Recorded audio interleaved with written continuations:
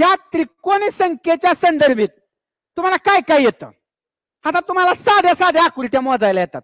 हा, ती सांगतो तुम्हाला समजून. नीट आहे का? समजून घ्यायच्या आधी.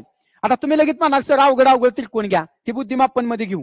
पण ह्याच्या संदर्भात काय आहे तो तुम्हाला समजून सांगतो. आता नीट आहे का? पहिला घटक इकडे बघा, ऐका, कुणीही बोलायचं नाही. तुम्हाला साध्या साध्या आकृत्या समजून सांगायचा प्रयत्न करतोय मी. हे लक्षात आहे का? पहिला घटक नीट आहे का? ही आकृती काढतोय मुलांना, इकडे बघा, ऐका. समजा इथं तुम्हाला असं म्हणलं, इकडे समजून घ्या. ह्याला म्हणलं मुलांनो चौकोन. ह्याला काय म्हणतो? चौकोन. नीट दाद्या ऐक, इकडं बघ, इकडं बघ. ह्याला म्हणलं 1 2 3 4, ह्याला म्हणतो चौरस. ह्याला काय म्हणतो? चौरस. पुन्हा नीट ऐक दाद्या, ह बघ, नीट त्रिकोणी संख्ये संदर्भात आहे म्हणून सांगतो. हा ऐक, असं करतो, ह्याला म्हणतात त्रिकोण. आणि दाद्या इकडं बघ, ऐक, इकडं बघ, समजून घे. इथं इथं असेल येतो आणि ह्याला म्हणतो रेषाखंड. आता लक्ष द्या, समजून घ्या सगळे. इकडे बघा, ह्याच्या संदर्भात काय काय आहे ते फक्त क्लिअर करतोय. सगळ्यांनी लक्ष द्यायचंय, मुद्दा क्लिअर समजून घ्यायचा आहे. त्रिकोणी संदर्भात आलंय म्हणून सांगतोय. आता मुलांना ऐका, मुलांना इकडे लक्ष द्या. पहिला घटक, ह्याच्या संकल्पना माहित पाहिजेत. हे माहित नसेल तर तुम्हाला कळणार नाही. कळेल का? नाही. पहिला घटक मुलांना हा आहे त्रिकोण. त्रिकोणाच्या 3 बाजू असतात. त्रिकोणाच्या अंतरकोणाच्या मापांची बेरीज 180 अंश असते. एकाच बिंदूतून, नीट ऐका, मी असं म्हणतोय, नीट समजून घ्या. एकाच बिंदूतून एकाच दिशेला अनंतापर्यंत जाणाऱ्या रेषेला किंवा जाणाऱ्या आकृतीला किरण म्हणतात. हा मुलांनो किरण आहे. रेषा दोन्ही बाजूला अमर्याद असते. इकडं पण अमर्याद, तिकडं पण अमर्याद, किती पण तुम्ही लांबवू शकता. मग रेषाखंड कशाला म्हणतात? ऐका, भूल नका रे. अजून एक ह्याच्यामध्ये आहे, रेषाखंड कशाला म्हणतात? पहिला घटक समजून घ्या. रेषाखंड म्हणजे काय? दोन्ही बाजूला काही असं केलं, ही रेषाखंड आहे. हिथून हे किरण आहे, हे समजून घ्या. नाही तर काय काय काय करतात माहितीये का? हिथं पण एक अंक टाकतात. तसं टाकायचं नसतं. हे किरण आहे, किरण. हा कोण आहे? किरण आहे, किरण. ही किरण आहे, हा रेषाखंड नाही. कारण किरण एका बिंदूतून एकाच दिशेला अनंतापर्यंत जातो. रेषा एका बिंदूतून दोन्ही बाजूला अनंतपर्यंत जाते. म्हणून हा घटक सूक्ष्म घटक आहे, अवघड नाही. पण मार्क जातो. पोलीस भरती ही फक्त अॅक्युरन्सी आहे. ज्ञान काय पाहिजे तेवढं कळलं पाहिजे, बेसिक. आता मुलांना इकडे बघा, ही आहे त्रिकोण. ही काय आहे? त्रिकोण. हे त्रिकोण मोजणं तुम्हाला येतं. हिथं आहे चौकोन. पहिला घटक, चौकोनाची डेफिनेशन आहे का? चौकोनाला 4 बाजू असतात. चौकोनाच्या चारी कोणांच्या मापांची बेरीज 360 अंश असते. लक्षात आलं का? चौकोनाच्या, ऐका, चौकोनाच्या चारी कोणाच्या मापांची बेरीज किती असते? 360 अंश असते. चौकोनाला 4 बाजू असतात. लक्षात आलं का? आणि मग चौकोनाचे प्रकार पडतात. सगळ्यात महत्वाचा चौकोनाचे खाली प्रकार येतात. मग विद्यार्थी मित्रांनो ऐका, 4 कोण जिथे एकत्र बंदिस्त केलेले असतात त्याला चौकोन म्हणतात. सर्वात महत्वाचा चौरस हा चौकोनाचा प्रकार आहे. पण चौरसामध्ये, चौकोनामध्ये, आयतामध्ये, समांतरभूत चौकोनामध्ये, समलंब चौकोनामध्ये, समबाहू चौकोनामध्ये सगळ्यांमध्ये फरक आहे. फरक आहे, कारण की ही सगळी चौकोनाचेच प्रकार असले तरी विद्यार्थी मित्रांनो याच्यामध्ये फरक आहे. फरक काय तर लक्षात ठेवा. चौरस, इकडे बघ, दादा इकडे बघ. हा, चौरसाच्या 4 बाजू समान असतात. पहिलं लक्षण. पिंपरी चिंचवडचा पेपर काढायचा, पोलीस भरतीचा. चौरसाच्या 4 बाजू समान असतात. दुसरा महत्वाचा, चौरसाचे 4 कोण काटकोन असतात. चौरसाचे दोन्ही कर्ण समान असतात. असतात का नाही बाबांनो? चौरसाचे 4 कोण समान असतात. दोन्ही कर्ण समान असतात. ते एकमेकांना दुभागतात. चौरसाचे दुभागतात का नाही? आणि चौरस, आणि ऐका, चौरसाचे पिंपरी चिंचवडला पडलेलं वाक्य ऐका. चौरसाचे कर्ण हे एकमेकांचे लंबदुभाजक असतात. ही वाक्य आहेत. आणि हे नसल तर तुम्हाला ह्यातला गोंधळ कळत नसतो.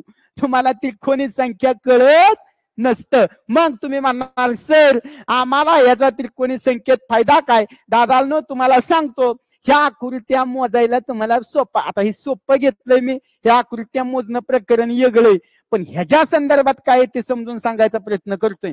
पुन्हा तुम्हाला सांगतो, असा गोल देतात त्याच्यावर रेषाखंड किती काढता येईल ही पण देतात. मग आता दादा ऐक, इकडं बघ, हे चौकोन आहे, धडधडीत आपला आकडे टाकायचं. हो, आकडा 1 2 3 4 5 झालं धडधडीत.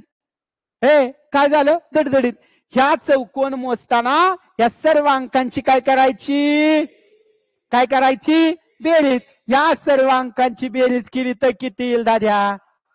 सोपं साध चौकोन. काय अडचण आहे का? नाही. तुम्ही म्हणाल सर मग चौकोन मोजलं, चौरसाचाच पोरगा चौकोन आहे, ह्या चौरसाचा पोरगा सॉरी चौकोनाचा पोरगा चौरस आहे, मग त्याला बापागत मोजला तर जमेल का? नाही नाही नाही नाही नाही नाही, कारण की हे ह्याला वेगळाच मोजायचा असतो, कारण बापापेक्षा हे लहान वयाचा असणार. मग मला सांगा 1 2 3 4 5, मग इथं येणार किती? फक्त 5च. किती येणार? 5च. चौरस किती येणार? 5च. चौकोनी किती येणार?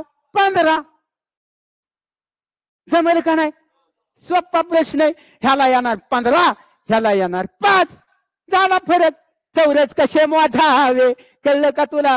हा, असा चापटू का तुला? चप्पा चप्पा वर राग तर लक्षात ठेवा. ऐका, इकडे बघ, हे इकडे बघ, ऐक, कळलं का?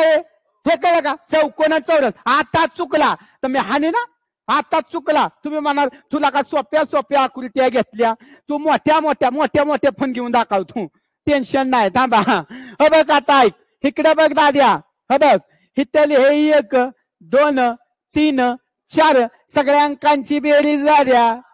किती सोपं. एखादा म्हणून एवढ्या अंकांची बेरीज करू वय, काय करू नको. हो, इथं मोठा अंक कोणता आहे? 4. 4 आहे, 4च्या पुढचा अंक 5 आहे, त्याला भागिले 2 कर. बेजुने 4, 5 दुने 10. किती सोपं आहे. किती सोपं आहे. म्हणजे तुम्हाला काय सांगतोय ते समजलं पाहिजे. लक्षात आलं का? समजलं पाहिजे. लक्षात आलं का? ऐका, पुढं आता मोजायचंय काय?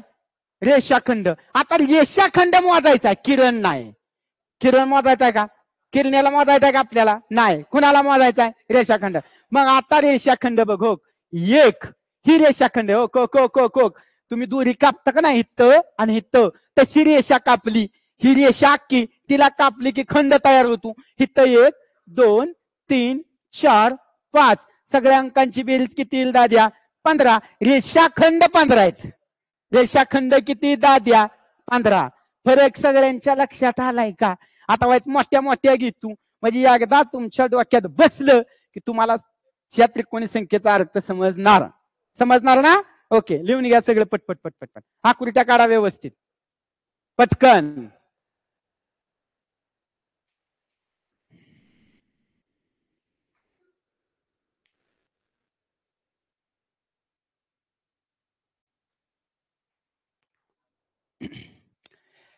हा, आता हे रिझनिंग मध्ये पण चालू असेल, पण विषय काय, ह्या त्रिकोणी संख्येत आहे का? हा त्रिकोणी संख्येचा संदर्भ आहे म्हणून मी घेतलंय. हा, हे त्रिकोणी संख्येचा संदर्भ आहे बाळा, हा म्हणून घेतलं.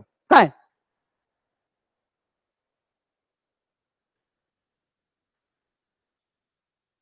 फक्त इथं त्रिकोणी संख्येच्या संदर्भात आलेत म्हणून मी तुम्हाला सांगितलं. लक्षात ठेवा, हे समजून घ्या. बोला.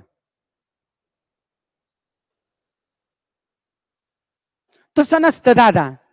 दादा रेषा 6 जरी ही कट केलेलं 6 जरी आलं तरी दादा मध्ये आकडं टाकायचं. हा बाळा, कसं टाकायचं? मध्ये असं मध्ये टाकायचं आणि त्याची बेरीज करायची. काय कळलं का नाही? कळलं ना? विचारा, तसं काय नाही. हसू नका रे, हसू नको. हा,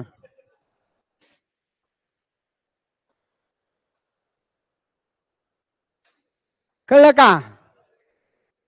सगळ्यांच्या लक्षात आलंय? हे मुद्दा क्लिअर झाला. ऐका, हे माझं टार्गेट आहे कन्सेप्ट क्लिअर करणं. हे बोल नका, कन्सेप्ट क्लिअर करणं.